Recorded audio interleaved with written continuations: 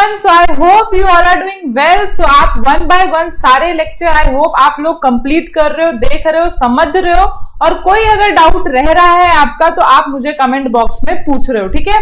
सो हमने जो last 2-3 lectures में हमने स्टार्ट किया था अपना third lecture, that is entrepreneurship development, that is उसमें हमने बहुत सारी चीजें पढ़ ली थी, functions of entrepreneur, qualities of successful entrepreneur, और हमारा जो लास्ट लेक्चर खासकर रहा था वो था एंटरप्रेन्योरशिप डेवलपमेंट के बारे में, दैट इज 3.8 टॉपिक नंबर, ठीक है। उसमें हमने दो तरह के प्रोसेस ऑफ एंटरप्रेन्योर डेवलपमेंट भी देखा था, जहां पे ट्रेनिंग एंड डेवलपमेंट प्रोग्राम देख लिया था एंटरप्रेन्योर के रिलेटेड, और जो कि मैंने आपको बहुत ही सिंप्लीफाई तरीके से वो सारी चीजें समझा ली थी।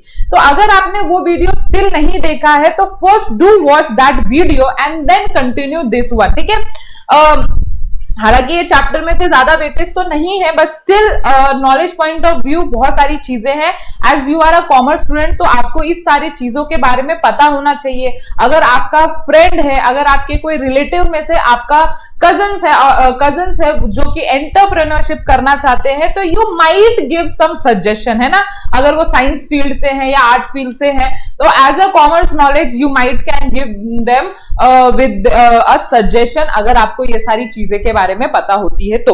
नाउ एक और हम ऐसी ही चीज पढ़ेंगे जो exam point of view not so important, but yes अभी हमारे कंट्री में नरेंद्र मोदी जी ने, अगर आपको पता होगा, तो कुछ इनिशिएटिव्स लाए हैं कुछ फ्यू लास्ट ईयर्स में, और वो बहुत ज्यादा सक्सेसफुल हुए हमारी कंट्री के डेवलपमेंट में। सो देखो, recent initiative in entrepreneurship development, तो खासकर हमारे इंडिया में किस चीज की कमी थी कि जो लोग एंटरप्रेन्योरशिप करना चाहते थे, एंटरप्रेन्योर करना चाहते थे, उनके पास एक मीडियम नहीं था, उनके पास कोई राह नहीं था। मतलब कि क्या होता था, कोई, जैसे आपको पता है अपने इंडिया में कितने पॉलिटिक्स हैं, अगर आपने पैसे दिए, रिश्वत दिए, ब्राइब किया, सामने वाली जो भी गवर्नमेंट ऑफिसर बैठा है, तो आपका पेपर जो है वो पास होगा, अगर नहीं किया तो आपका पेपर उधर ही अटके रह जाएंगे। तो ये सारी चीजें, ये सारे दिक्कतों को समझते हुए नरेंद्र मोदी जी ने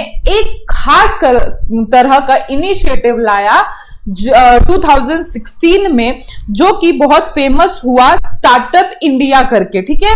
सो मीनिंग देखेंगे। सो सबसे पहले हम देखेंगे किसको डिफाइन किया है एज अ स्टार्टअप। तो इन्होंने देखो बोला हुआ है, देखो स्टार्टअप हम किसी भी ऑर्गेनाइजेशन को बोलेंगे, किसी भी एंटिटी को बोलेंगे, मतलब कि अगर वो कंपनी होगी तो भी चलेगा, अगर वो सोल प्रोप्राइटर करके रजिस्टर होती है तो भी चलेगा, पार्टनर करके रजिस्टर होती है तो, पार्टनरशिप फर्म करके रजिस्टर होती है तो भी चलेगा। मतलब आपकी जो भी आप जिस तरह से ऑर्गेनाइजेशन को सेटअप करना चाहो, it is your choice. But हाँ, ये मेन पॉइंट है कि उसका जो हेडक्वार्टर रहना चाहिए, है ना, इंडिया में रहना चाहिए। अभी क्वेश्चन आएगा, व्हाई सो, इंडिया में ही हेडक्वार्टर क्यों रहना चाहिए? अरे भाई, आपको इंडियन गवर्नमेंट इनिशिएटिव दे रहा है, किस लिए दे रहा है? इंडिया को डेवलप करने के लिए। तो आप बाहर जाके अगर कोई स्टार्टअप ऑर्गेनाइजेशन ओपन करोगे तो उसमें इंडिया का क्या फायदा? तो सबसे पहले ये होना चाहिए कि कोई भी स्टार्टअप एंटिटी अगर इस इनिशिएटिव के अंडर कवर होना चाहती है तो उसको कहां पे सेटअप होना पड़ेगा, कहां पे अपना रजिस्टर्ड ऑफिस ओपन करना पड़ेगा? In India. फिर आगे बोला हुआ है कि देखो, स्टार्टअप हम उस सारी कंपनी को बोल सकते हैं जो 2016 के पिछले 10 सालों में सेटअप हुआ है या 2016 के आगे सेट होने वाला है। देखो, which was open less than 10 year ago and has a annual turnover of rupees 10 crore. देखो क्या होता है, अभी जब इनिशिएटिव आया तो ये तो ये तो हर कोई बता देगा चलो कि आप स्टार्टअप कर सकते हो, मतलब आपका जो कंपनी है, आपकी जो एंटिटी है, अगर इंडिया में रजिस्टर हुई तो you will come under startup. But पहले भी तो कुछ कंपनीज है, पहले भी तो कुछ एंटिटीज थी ना जो रजिस्टर हुई है, क्या उनको ये फैसिलिटी अवेलेबल नहीं होगी? जो स्टार्टअप में है उनको वो एडवांटेजेस नहीं दिए जाएंगे अगर वो ऑलरेडी 2016 से पहले सेटअप हुए हैं? तो उसका भी क्लैरिफिकेशन गवर्नमेंट ने दे दिया है कि अगर आप लास्ट 10 ईयर में सेटअप होते हो और आपका जो एनुअल टर्नओवर है, टर्नओवर मतलब आपको पता है, ये टर्नओवर मतलब सेल्स, ठीक है। अगर आपका जो सेल्स है वो कभी 10 करोड़ से ऊपर नहीं गया है लास्ट 10 इयर्स में, तो आप स्टार्टअप इनिशिएटिव में आओगे और आपको ये सारी फैसिलिटी लेने का एडवांटेज मिलेगा। So under this facility government ने क्या लाया, ऑलरेडी लॉन्च किया आई मेड प्रोग्राम, जहां पे एंटरप्रेन्योर को 10 लाख मोबाइल ऐप स्टार्ट करने का स्टार्टअप एंटिटी में लॉन्च किया गया। मतलब उन्होंने एक ऐसा इनिशिएटिव, ऐसा प्रोग्राम बनाया, ऐसा एनवायरनमेंट बनाया जहां पे आप जाके, अगर आपके पास कोई ऐप बनाने का आइडिया है तो आप इसके अंदर जाके आप मोबाइल ऐप बना सकते हो और इसका एडवांटेज ले सकते थे। ठीक है, सो मुद्रा bank scheme, Pradhan Mantri Mudra Yojana is a initiative by Indian government which aim at provided micro finance low interest rate loan to the entrepreneur from low social economic background. अब हमारी कंट्री में सबसे मेन जो दिक्कत वाली बात है, ध्यान देना, सबसे मेन जो अपनी दिक्कत वाली बात है कि सबसे पहला पैसा, लोगों के पास पैसा नहीं होता, और अगर वो बैंक से लोन लेते हैं तो इतना ज्यादा रेट ऑफ इंटरेस्ट होता है कि वो पे ऑफ नहीं कर पाते हैं। ठीक है, बहुत सारे लोगों का ऐसे विक्टिशियस सर्कल में फंस चुके हैं जहां से वो अपना, मतलब कि क्या होता है, स्टार्टिंग में यू कांट गारंटी कि आपकी ये जो स्टार्टअप है वो प्रॉफिटेबल होगा कि नहीं होगा, बट ठीक है हमने हिम्मत करके चलो लोन ले भी लिया, बट हम क्या हो जाते हैं, इतना फंस जाते हैं कंपनीज के, मतलब बैंक के इस लोन के चक्कर में, इंटरेस्ट के चक्कर में, कि निकल नहीं पाते। तो लोग बहुत डरते हैं मतलब लोन लेने में स्टिल। तो इस स्कीम के अंडर जो एक मुद्रा बैंक स्कीम करके फेमस है, जहां पे इंडियन गवर्नमेंट ने बोला है कि हम आपको फाइनेंस प्रोवाइड करेंगे जो कि लो रेट ऑफ इंटरेस्ट रहेगा, और ये स्पेशली किसको दिया जाएगा, जो लो एंड सोशल इकोनॉमिक बैकग्राउंड से बिलोंग करते हैं। तो अच्छी बात है। और देखो क्या होता है, हमारी कंट्री में ज्यादातर कौन है, जॉब सीकर है। मतलब हमारी कंट्री में ऐसे लोग हैं जो ज्यादा जॉब करना चाहते हैं, they don't want to create job, मतलब कि ज्यादा जॉब वाले लोग हैं एंड ज्यादा बिजनेस वाले लोग नहीं है अपनी कंट्री में। जिससे कि फायदा क्या होता, अगर अपनी कंट्री बिजनेस वाली होती तो बहुत सारे लोगों को जॉब अपॉर्चुनिटी मिल पाती, लेकिन हमारी कंट्री में वाइस वर्सा है, ज्यादा लोग काम करने वाले हैं बट काम देने वाला नहीं है।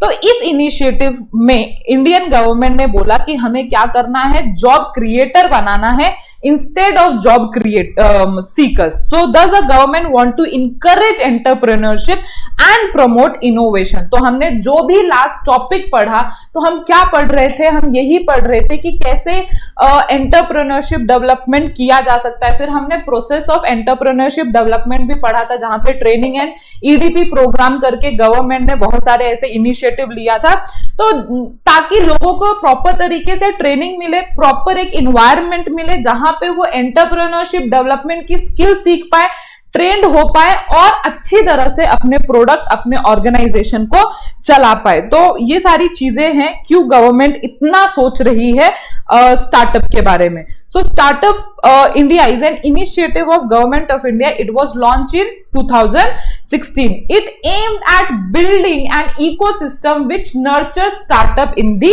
country. तो ये पूरा एक इकोसिस्टम बनाना चाहता है, एक अच्छा वेल रिकॉग्नाइज्ड इन्वायरमेंट बनाना चाहता है जहां पे कोई भी आए और अपना स्टार्टअप स्टार्ट से मतलब थोड़ा नर्चर कर सकता है। जैसे हम बच्चे को पालते हैं ना, तो बहुत लोग ऐसे बोलते हैं कि बिजनेस लाइक अ चाइल्ड।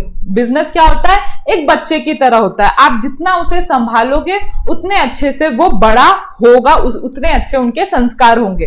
तो वैसा ही होता है कि बिजनेस जब हम स्टार्ट करते हैं, तो जितना आप इनिशियल फेज में, जब आपने बिजनेस स्टार्ट किया, इनिशियल फेज में आप जितना उसे सपोर्ट करोगे, जितना उसे नर्चर करोगे, वो उतना जाके आगे फिर प्रॉफिट कमाएगा।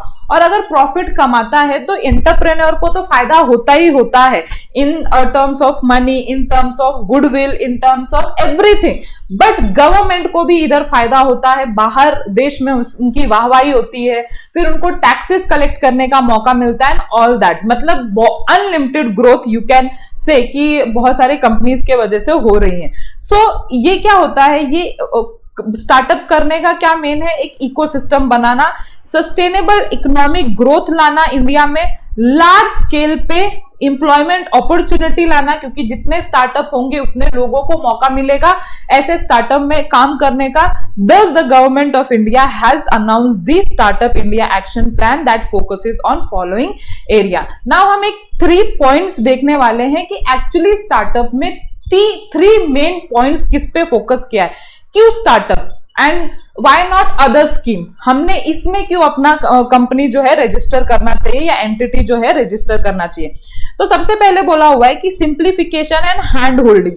कहने का मतलब है अगर आप अपनी स्टार्टअप है जो भी एंटिटी है इसमें रजिस्टर करते हो तो जो कंप्लायंसेस हैं, जो नॉर्मल कंपनीज को कंप्लायंसेस होती हैं, जो कि आप देखते हो बहुत बल्कि कंप्लायंसेस है, लाइसेंस लेना पड़ता है, बहुत जुगाड़ करना पड़ता है, तो इसमें अगर आप रजिस्टर करते हो तो इतना ज्यादा जुगाड़ करने की कोई जरूरत नहीं है। एक सिंप्लीफिकेशन तरीका दिया गया है, एक सिंपल तरीके से रजिस्टर करने का। जैसे आपको पहले पता होगा कि अगर आपको पासपोर्ट बनाना पड़ता था तो पासपोर्ट इतने निकालना, इतना झेल झंझट वाली बात होती थी कि एक इंसान थक हार के बोलेगा यार मुझे पासपोर्ट बनाना ही नहीं है ना। मेरे साथ भी हुआ था।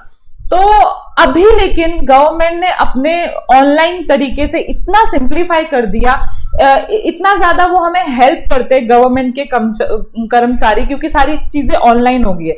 अब जो गवर्नमेंट कर्मचारी जो फ्रॉड भी होते हैं वो भी कुछ नहीं कर पाते क्योंकि उनके हाथ में है ही नहीं, सब ऑनलाइन होता है। तो एक हैंड होल्डिंग हो जाता है गवर्नमेंट से, मतलब वो हमारा हाथ पकड़ के हमें आगे आगे आगे एंड प्रोसीजर तक लेके जाते हैं। तो वैसा ही स्टार्टअप है। Startup will made easy, similarly if necessary winding up will also be allowed on the fast track basis. अभी क्या हो गया कि आपको स्टार्ट जब आप करना चाहते हो तो स्टार्ट के टाइम पे आपको जरूर गवर्नमेंट हेल्प करेगी, प्लस अगर आप अपनी कंपनी, अपनी एंटिटी बंद करना चाहते हो, अगर नहीं हुआ profit, you want to wind up your company, तो पहले क्या होता था, वो वाइंड अप प्रोसीजर भी बहुत लेंदी होता था। अभी वो वाइंड अप प्रोसीजर बहुत इजी हो गया है। तो एक बहुत सुकून की यू कैन से स्टार्टअप चालू करना और वाइंड अप करना बहुत ही इजी प्रोसेस से हो जाता है।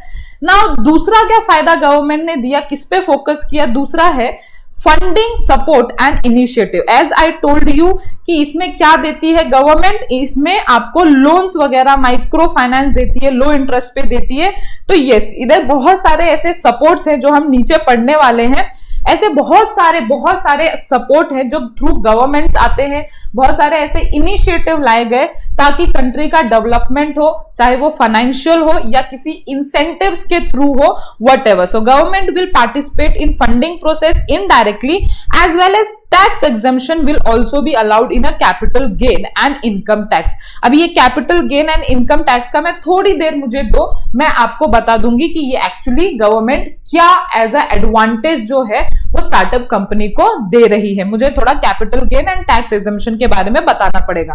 नाउ लास्ट वन जिस पे गवर्नमेंट का फोकस है regarding startup is industry, academia and partnership and incubation. अभी हमने लास्ट टॉपिक अगर आपको याद होगा तो हमने वो प्रोसेस ऑफ एंटरप्रेन्योरशिप डेवलपमेंट में ईडीपी प्रोग्राम देखा था। वहां पे क्या हो रहा था, गवर्नमेंट वाज टेकिंग इनिशिएटिव जहां पे अगर कोई एंटरप्रेन्योर बनना चाहता है, उसके अंदर वो सारे स्किल है बट वो थोड़ा निखर के नहीं आ रहे वापस, तो you can join this program जहां पे गवर्नमेंट आपके प्रॉपर ट्रेनिंग देंगे, आपको प्रॉपर एक इकोसिस्टम देंगे जहां पे आप चीजों को सीख सकते हो एंड देन यू कैन मतलब लॉन्च योर प्रोडक्ट, है ना। थोड़ा सा आपको एक एडवांटेज मिल जाएगा। तो वैसा ही है कि government time to time startup fest create करते रहते हैं, प्री इंक्यूबेशन ट्रेनिंग जैसे ट्रेनिंग देते रहते। प्री इंक्यूबेशन ट्रेनिंग मतलब कि ऐसी ट्रेनिंग जो स्टार्टअप करने से पहले जरूरी होती है। फिर to set up incubator with the help of private sector. बहुत सारा ऐसे होता है कि अगर मुझे कंपनी सेट करना है तो कंपनी में बहुत सारे झेल झंझट होते हैं और मुझे पता नहीं रहते, क्योंकि मेरे पास आइडिया है कि मुझे कैसे अपना प्रोडक्ट लॉन्च करना है but I don't know about the company कैसे सेट करना है। तो उसमें भी कंपनी बहुत सारी चीजें हेल्प आउट करती है हमको to launch innovation focus program for a student and so on. तो आपने न्यूज वगैरह में सुना ही होगा मोदी गवर्नमेंट ने स्कूल टू स्कूल जाते हैं, कॉलेज टू कॉलेज जाते हैं हर साल, जहां पे स्टूडेंट से उनके आइडियाज लेते हैं और उनको हेल्प करते हैं कि कैसे ये जो इन्होंने इनोवेट किया है, अगर कोई अच्छा इनोवेशन उनको मिलता है, मतलब ऐसा मैंने कुछ तो भी रफली मुझे याद है कि एक स्टूडेंट ने इको मतलब पोल्यूशन फ्री कुछ तो भी गाड़ी बनाई थी। आई डोंट रिमेम्बर कि एग्जैक्टली क्या था, बहुत ही धुंधला धुंधला मुझे याद है। तो कुछ तो भी एक स्टूडेंट ने, स्कूल गोइंग स्टूडेंट था, उसने कुछ तो भी ऐसे इको फ्रेंडली एक गाड़ी बनाई थी जिससे कि क्या पोल्यूशन क्रिएट नहीं हो रहा था। तो मोदी गवर्नमेंट ने उसको, उस आइडियाज को बढ़ाने के लिए और कुछ सोचने के लिए उसे बहुत सारे इनिशिएटिव, बहुत सारे फंडिंग प्रोवाइड की थी। तो ऐसे गवर्नमेंट जो है ऐसे टाइम टू टाइम फेस्ट वगैरह या बहुत सारी चीजें करते रहते हैं जहां पे गवर्नमेंट हमारे साथ एज अ पार्टनरशिप काम करता है, you can say. Okay, now next one is objective of startup. अभी देखेंगे कि एग्जैक्टली वाई स्टार्टअप, स्टार्टअप में क्या क्या चीजें हो रही हैं, है ना, मतलब क्या ऑब्जेक्टिव है उसको लाने का गवर्नमेंट के थ्रू। सो सबसे पहले गवर्नमेंट ने ये बोला है कि हम ₹10 करोड़ फंडिंग पूल क्रिएट कर रहे हैं, है ना, कि हम 10,000 crore, can you imagine the amount, 10,000 crore जो गवर्नमेंट के थ्रू कलेक्ट हो रहे हैं, टैक्सेस के थ्रू, व्हाटएवर जहां से भी कलेक्ट कर रहे हैं गवर्नमेंट, वो स्पेंड होगा किस पे, ये ऐसे ऐसे स्टार्टअप को ट्रेनिंग देने में, ऐसे ऐसे स्टार्टअप्स को खड़ा करने में, एंड जो भी रिक्वायर्ड है, उन्हें जो भी हेल्प रिक्वायर्ड है वो उस पे सारी फंडिंग दी जाएगी। कितने की? 10,000 करोड़ टोटल है ये अमाउंट, एक को नहीं। Okay, now second is reduction in patent registered fees. अभी पेटेंट रजिस्ट्रेशन फीस क्या होता है? अगर आप कुछ नया इनोवेट करते हो, है ना, तो उसको क्या करते हो आप, सबसे पहले पेटेंट करवा लेते हो ताकि कोई और कॉपी ना मार ले उस चीज का। ऐसा ही होता है, जैसे आप अगर यूट्यूब का एक पता है कॉपीराइट आ जाता है, अगर आपने किसी और यूट्यूब कंटेंट वाले का वीडियो डाउनलोड किया और उसे अपलोड किया तो उसमें आपका कॉपीराइट मार्क आ जाता है। तो वैसे ही होता है जब आप कुछ डिजाइन बनाते हो, है ना, जब आप मशीनरी कुछ इनोवेट करते हो, कुछ ऐसी चीजें, जैसे मैंने उस स्टूडेंट का आपको एग्जांपल दिया था, तो आपको सबसे पहली चीज ये करवानी पड़ती है कि आपको उसको एज अ पेटेंट रजिस्टर करवानी पड़ती है कि आपका कोई देख के कॉपी ना कर ले। अगर वो कॉपी कर लिया और अगर आपका पेटेंट रजिस्टर्ड नहीं था, वो डिजाइन रजिस्टर्ड नहीं था अंडर पेटेंट एक्ट, तो वो आप क्लेम नहीं कर सकते कि ये मेरा डिजाइन था। तो उधर जो है पेटेंट रजिस्ट्रेशन फीस स्टार्टअप वालों को बहुत कम लगती है as comparative to other entities. Now improve bankruptcy code to ensure 90-day exit window. अभी मैंने बोला कि अगर आपको ऑर्गेनाइजेशन स्टार्ट करनी है, उसका प्रोसीजर तो बहुत इजी गवर्नमेंट ने कर ही दिया है, प्लस जो वाइंडिंग अप प्रोसीजर है अगर आपको नहीं करना है ना, तो ये प्रोसीजर भी एग्जिट विंडो, मतलब अगर आपको ये स्टार्टअप के बाहर जाना है तो भी एक बहुत इजी प्रोसीजर मतलब इंश्योर करता है कि आप 90 दिन में इस चीज के बाहर चले जाओ। ठीक है, now fourth one is freedom from mystifying inspection for first 3 years of operation. अभी देखो क्या होता था पहले, जब कोई स्टार्टअप और इंडिया में आता था तो उनके बहुत सारे इंस्पेक्शन होते थे। तो इमेजिन जैसे आपके मम्मी पापा आपकी लाइफ में बहुत ज्यादा पीप करते रहते हैं, आप क्या कर रहे हो, कौन से दोस्त के साथ जा रहे हो, व्हाट्सएप पे क्या कर रहे हो, इंस्टा पे क्या कर रहे हो, क्या मैसेजेस आ रहे हैं, तो आप डिस्टर्ब हो जाते हो। आप अपने मतलब ऐसे आपको लगने लगता है यार क्यों हम मम्मी पापा इतना हमें इंटरफेयर कर रहे हैं, कभी कभी आप चिड़चिड़े हो जाते हो, उनको कुछ भी बोल देते हो इस तरह से। वैसे ही स्टार्टअप कंपनी के साथ होता है कि जब गवर्नमेंट उनको बहुत बार ऐसे पूछती है अरे क्या कर रहे हो, हमको बताओ, हमको ये रिपोर्ट दो, हमको वो रिपोर्ट दो, एंड ब्ला ब्ला ब्ला ऐसे ऐसे करती रहती है ना, तो गुस्सा आ जाता है स्टार्टअप वालों को, बोलती है हमको कुछ करना ही नहीं है।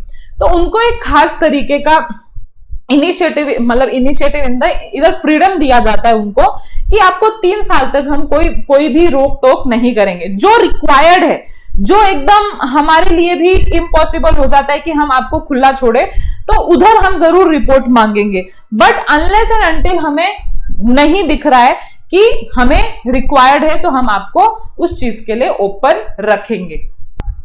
ओके, सो नेक्स्ट क्या है, freedom of tax for the first 3 year of operation. So इतना बड़ा फ्रीडम इनको मिला है कि इनको फर्स्ट 3 ईयर में क्या पे करने की जरूरत है, 0 टैक्स पे करने की जरूरत है। गवर्नमेंट इतना दान तो किसी को नहीं करता है, ये एक पक्की बात है, बट स्टार्टअप्स वालों के लिए 3 ईयर उन्होंने छूट दिया है कि आपको 0 टैक्स पे करने की जरूरत है। तो एक बहुत ही रिलीफ वाली बात है कि अगर आप स्टार्टअप ओपन करते भी हो इज अंडर दिस स्कीम, तो फर्स्ट 3 साल के लिए तो आपको टेंशन, जो कि 3 साल एक बहुत बड़ा पीरियड हो जाता है जब आपकी कंपनी सेटअप हो गई रहती है, ठीक है, तो उसके बाद आप पे करना स्टार्ट कर सकते हो, उसमें कोई प्रॉब्लम नहीं है। देन सेल्फ सर्टिफिकेशन कंप्लायंसेस, मतलब कि कुछ कुछ कंप्लायंसेस ऐसे हैं जो आप खुद से कर सकते हो, वो प्रॉपर ऑफिसेज में जाके वगैरह इतना कॉम्प्लिकेटेड प्रोसीजर आज के टाइम का नहीं है।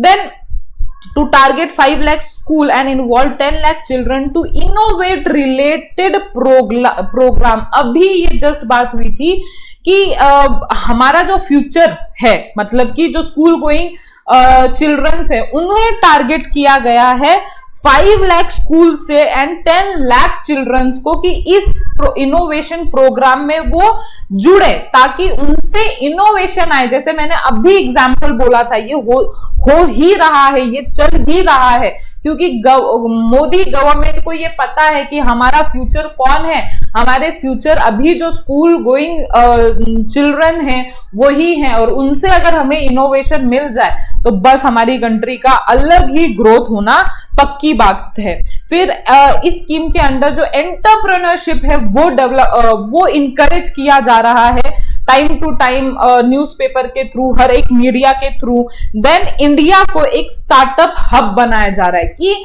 चाहे कोई भी फॉरेनर रहे, कोई भी एनआरआई रहे या इंडियन रेसिडेंट रहे, वो आए इंडिया में, सेटअप हो, उनको अगर हम ये सारी फैसिलिटी देंगे तो वो सोचेंगे अपनी इंडिया में स्टार्टअप ओपन करने का, और अगर वो एक बार सोच लिया तो अपनी कंट्री का फिर आगे जाके फायदा ही फायदा है ना। अगर हम ऐसे इनिशिएटिव देंगे तो एनीवन, मतलब जिसके पास पैसा है, जो बिजनेस करना चाहता है, जिसके पास आइडिया है, वो करेगा ही करेगा इन सब फैसिलिटी के साथ। Then build startup oasis as a Rajasthan incubation center. Oasis मतलब एक ऐसा हम एरिया बनाना चाहते हैं कि जहां पे हम उन्हें प्रोग्राम दे सके, ट्रेनिंग दे सके, और एक अच्छा खासा इकोसिस्टम क्रिएट कर पाए जहां पे वो स्टार्टअप को सेटअप कर पाए। तो ये सारे ऑब्जेक्टिव के साथ स्टार्टअप इंडिया आया है as a recent initiative of a government, और वो लाया है अपने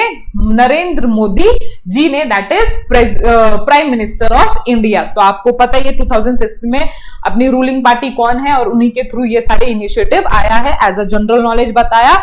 नाउ जो हम नेक्स्ट टॉपिक पढ़ेंगे वो है स्टैंड अप इंडिया, बट वो हम नेक्स्ट वीडियो में करेंगे क्योंकि ये कुछ ज्यादा ही लंबा वीडियो हो जाएगा।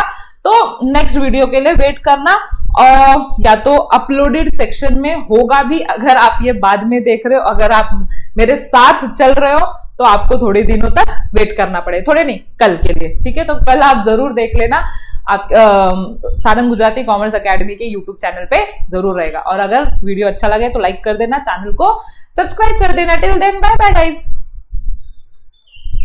तो आगे का वीडियो कंटिन्यू करने से पहले एक छोटी सी इंफॉर्मेशन थी कि एचजीसीए के जो लेक्चर्स है वो 2 तरीकों से चलते हैं, एक यूट्यूब फ्री सीरीज जैसे आप मुझे अभी देख रहे हो, और दूसरा तरीका ये है कि आप हमारे साथ जुड़ सकते हो हमारे प्रीमियम बैच में, जहां पे हम आपको इन फैकल्टीज के साथ आपको लाइव आके पढ़ाते हैं, स्पेशली ऑन गूगल मीट, जहां पे इंटरेक्शन एक हाई लेवल पे रहता है, और अगर आपके कोई लेक्चर्स जो है वो मिस हो जाते हैं तो उसकी रिकॉर्डिंग बैकअप फैसिलिटीज भी आपको मिल जाती है, और बहुत अच्छे से होते हैं ये लेक्चर्स। तो इन प्रीमियम बैच में क्या क्या चीजें अवेलेबल होती है, तो स्क्रीन पे सारे दिए गए जो चीजें हैं वो आपको इस बैच में अवेलेबल की जाती है, बहुत अच्छे से आपको पढ़ाया जाता है। और अगर आपको ऐसा लगता है कि आप लोगों ने इस प्रीमियम बैच में एडमिशन लेना चाहिए तो आप इस नंबर पे कांटेक्ट कर सकते हो, व्हाट्सएप कॉल कर सकते हो, और ये सारे कोर्सेज जो है एचजीसीए आपको प्रोवाइड करता है। तो आई होप आपको ये सारी चीजें समझ गई हो। तो कंटिन्यू करते हैं हमारा आज का lecture.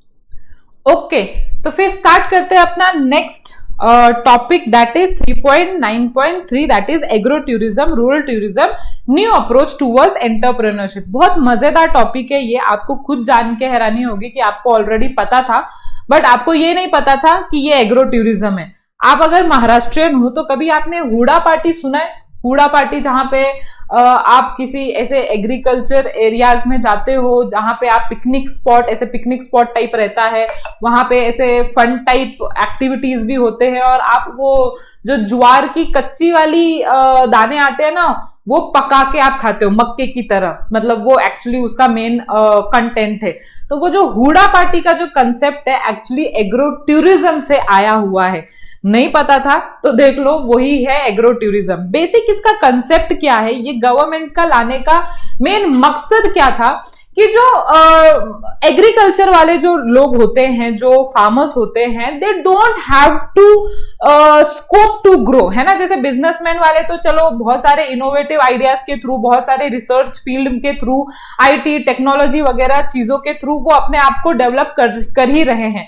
But what about farmers, what about these people जो माहिर है वो अपने काम में। एग्रीकल्चर किसी के दाएं हाथ का खेल तो नहीं है, they also required a well management, बहुत सारी चीजें उनको भी लगती हैं, बट वो आगे नहीं बढ़ पाते हैं क्योंकि उनको कुछ चीजों के बारे में पता नहीं रहता है।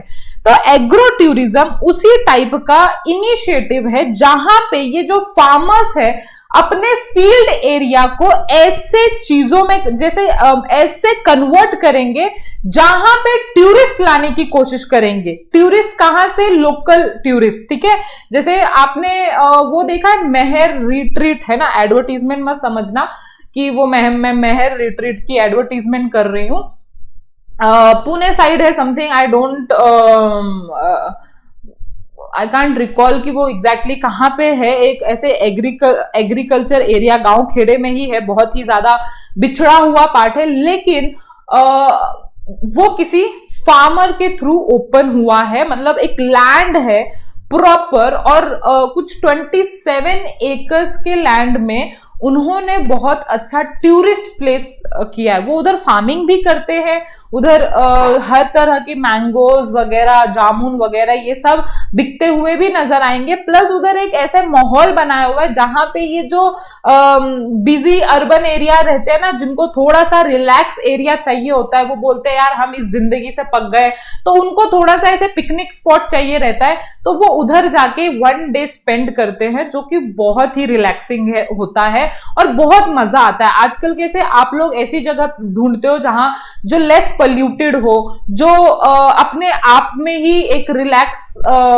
थोड़ा रिलैक्सेशन दे दे 1 डे ट्रिप करके। तो ये सारी चीजें होते हैं जिससे कि इंटर्न क्या होता है, फार्मर का इनकम भी बढ़ जाता है, और फार्मर कुछ अलग नहीं, अपने ही फील्ड में कुछ चीजें कर रहे होते हैं। जैसे उनको फिर जो फार्मर्स है, जो टूरिस्ट आए हैं, उनको फिर बताएंगे कि हम ये कैसे ग्रो करते हैं, ये सारी चीजें कैसे होती है, तो उनको भी उनके उसमें मजा आता है, और हमको भी ये सारी चीजें जान के हैरानी, और हम बहुत ज्यादा लोगों को रेफर करते हैं, यार you should go to that place, या विच एवर प्लेस, ऐसे आप रेफर करते हो क्योंकि आपको मजा आ रहा होता है एज अ अर्बन पीपल। तो देखो, in an increasing mechanized world many people have lost touch with their food as produce और region where it originated. Yes, बहुत लोग ना थोड़े ये एग्रीकल्चर फील्ड से, जो हमारा एक्चुअली जहां से कल्चर आया है उधर से हम डिटैच होते जा रहे हैं। तो ये एक्चुअली एग्रो टूरिज्म ऐसा टूरिज्म है जो हमको वापस अपने कल्चर में लाने की कोशिश कर रहा है। जैसे हम बाजरे की रोटी खाते हैं, हम आमरस पीते हैं,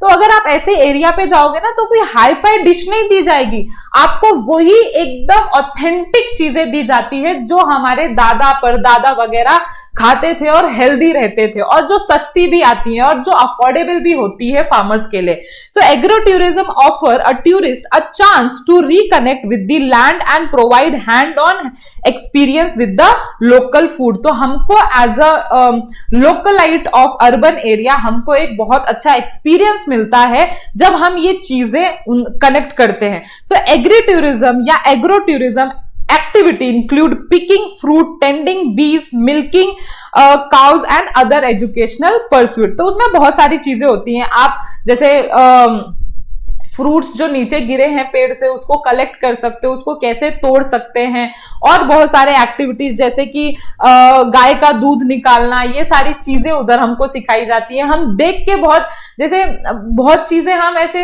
हैरान हो जाते हैं कि उन्होंने देखा नहीं होगा। जैसे अगर मुझे ये कोई स्टूडेंट विलेज एरिया से देख रहा है तो उनके लिए कुछ खास बात नहीं होगी, बट कोई ऐसे मुंबई पुणे साइड के एरिया का मुझे देख रहा है तो उनके लिए ये सारी चीजें जानना बहुत इंटरेस्टिंग हो जाती है कि कैसे ये सारी चीजें प्रोसेस होती है, कैसे हमको जो दूध है वो घर पे मिलता है, कैसे हमको फ्रूट जो है वो घर पे मिलता है। तो they are very in that position, मतलब कि ये सारी चीजें जान के उन्हें बहुत खुशी होती है। मैं भी जब बचपन में अपने गांव जाया करती थी तो मुझे भी ये सारी चीजें जान के बहुत अच्छा लगता था, और मैं सिर्फ ऐसे 1 महीना 2 महीने के लिए गांव जा पाती थी पूरे साल में। तो मेरे को फार्मिंग का बहुत शौक था। मेरी दादी नानी हर कोई मुझे बोलता था या तो हर वक्त खेत में ही दिखती रहती है, जा घर पे बीमार हो जाएगी एंड ऑल। तो मैं तो बहुत कनेक्टेड थी अपने ये सारी चीजों से। सो मेरे को कमेंट बॉक्स में जरूर लिखना कि आप लोग कहां से बिलोंग करते हो, आपका कौन सा एरिया है, क्या आपको ये सारी चीजें करना पसंद है, आपने कभी एग्रो टूरिज्म एक्टिविटी कभी एक्सपीरियंस किया है। जैसे मैंने बहुत ज्यादा हुडा पार्टीज अटेंड किए एंड वो बहुत मजेदार होती है। So agri tourism focus on travel that is empowering the local communities both socially and economically. तो एग्रो टूरिज्म क्या है, जहां पे हम एग्रीकल्चरिस्ट को एम्पावर करते हैं उनके ही लोकल कम्युनिटीज में। Recognize the need to diversify their farm products and supplements their agriculture income. मतलब कि क्या होता है, अगर हम एग्री टूरिज्म अगर वो लोग स्टार्ट करते हैं तो इससे क्या होता है कि उनका फार्मिंग का तो इनकम आ ही रहा है, और प्लस जो हम अटेंड करते हैं ऐसे पार्टीज उसके लिए भी हम उनको एंट्री फीस वगैरह देते हैं, जिससे कि वो अपने फार्मिंग में यूज कर पाते हैं या तो अपने ग्रोथ के लिए यूज कर पाते हैं। सो कोई फार्मर जो है agro tourism as a one income option भी चालू करता है as a long term sustainability of their farm, और वो इनकम वो अपने फार्मिंग में लगाता है ताकि वो फार्मिंग के फील्ड में ज्यादा दिनों तक टिक पाए, है ना। पैसा आएगा तभी वो फार्मिंग कर पाएगा, पैसा नहीं आ पाएगा तो वो शायद फार्मिंग नहीं कर पाएगा। तो agro tourism can support agriculture economy and local producer can no longer complete economically. So agro tourism क्या होता है, जहां पे एग्रीकल्चर इकोनॉमी को ही सपोर्ट किया जाता है, और एग्रीकल्चरल वालों के लिए yes of course urban area में आके या कुछ प्रोजेक्ट स्टार्ट करना ये बहुत मुश्किल होता है, तो वो अपने ही एरियाज में कुछ ऐसे प्रोजेक्ट चालू करके बहुत ज्यादा फेम आजकल मिल रहा है या उनको इनकम सोर्स हो रहा है। तो देखो इन्होंने डेफिनेशन दिया हुआ है कि एग्री टूरिज्म क्या है, जहां पे idea of bringing urban resident to a rural area for leisure travel and spending. तो एग्रीकल्चर और कुछ नहीं है, सिर्फ रेसिडेंट जो अर्बन एरिया में जो लोग रहते हैं उनको रूरल एरिया में लाना, अट्रैक्ट करना, उनको एक टूरिस्ट प्लेस देना, किस लिए, उनके रिलैक्सेशन के लिए, उनको थोड़ा स्पेंडिंग, मतलब वो आएंगे कुछ पैसे देके जाएंगे, कुछ एंट्री फीस तो होती है, लेकिन कभी हम खुश होके किसी फार्मर को पैसा दे देते हैं तो उनकी इनकम जनरेट होती है। तो ये सारी चीजें एग्री टूरिज्म में आता है। नेक्स्ट डेफिनेशन आप खुद समझ लेना of course. So agro tourism इन महाराष्ट्र, अगर यस हम महाराष्ट्रियन है, ये स्टेट बोर्ड है, तो ये सबसे पहले जो एग्री टूरिज्म का कंसेप्ट है वो महाराष्ट्र में शुरू हुआ था, और आज अगर आप देखो तो बहुत ज्यादा एग्रो टूरिज्म बढ़ चुका है महाराष्ट्र में, इसीलिए ये आपकी बुक में है। सो देखो उन्होंने बोला हुआ है कि Maharashtra state was pioneer state to develop and promote agro tourism in the country. मतलब ऐसा सबसे पहला स्टेट था जहां पे एग्रो टूरिज्म ने कदम रखा, मतलब सबसे ज्यादा लोग आज इन्वॉल्व है और सबसे पहले महाराष्ट्रियन ने ये लाया था। So as it define most broadly involve any agriculturally based operation activity that bring visitor to farm. Agri-tourism is a form of niche tourism that considered a growth industry in many parts of world including India, Australia, Canada, the United States and Philippines। मतलब कि not only India but ये other state में भी उतना ही growth लेके आया है farming sector में।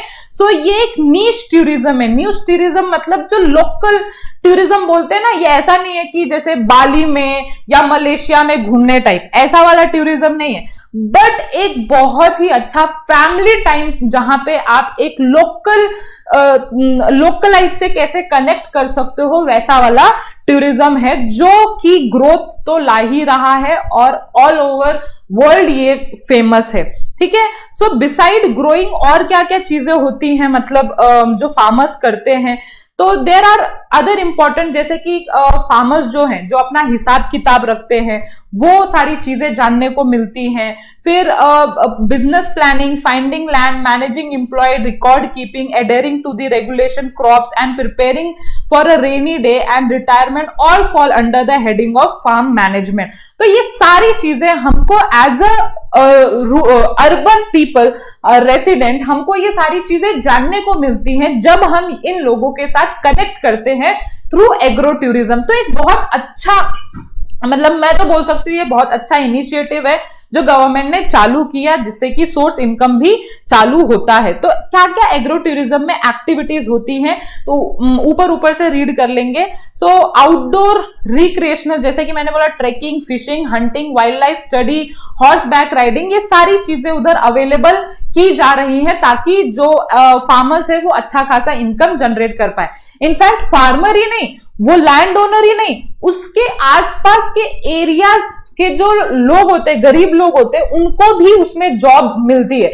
जैसे कि देखो, फिशिंग के लिए, हंटिंग के लिए कौन लगेगा, उधर के लोकलाइट्स ही लगेंगे, मतलब तो उनको जॉब पे रखा जाता है, तो उनको भी इनकम सोर्स बनता है। तो वो एरिया भी इन शॉर्ट धीरे धीरे डेवलप हो रहा होता है।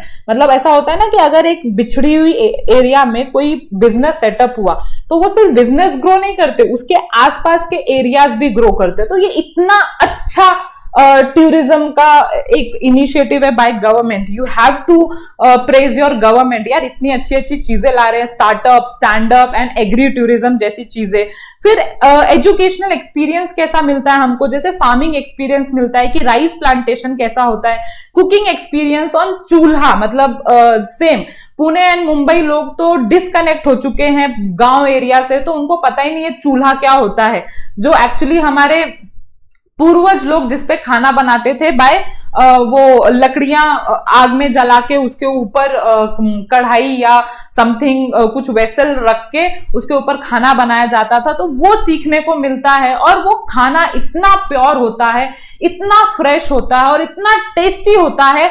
मैं खुद खा चुकी हूं तो इसीलिए मैं इतना बोल रही हूं। तो मेरे को ये जो टॉपिक है ना, लिटरली मेरे दिल से, मेरे हार्ट से बहुत कनेक्टेड है। तो आप भी जरूर मुझे कमेंट बॉक्स में बताना कि आपने ये सारी चीजें एक्सपीरियंस किया है कि नहीं किया है। तो मैं कमेंट जरूर पढ़ती हूँ, सबका कमेंट पढ़ती हूँ। ऐसा बिल्कुल मत समझना कि मैं हम स्किप करते हैं, हम हर किसी का कमेंट पढ़ते हैं और पढ़ते ही रहेंगे, क्योंकि आपके जो व्यूज होते हैं हमारे लिए बहुत इंपॉर्टेंट होते हैं।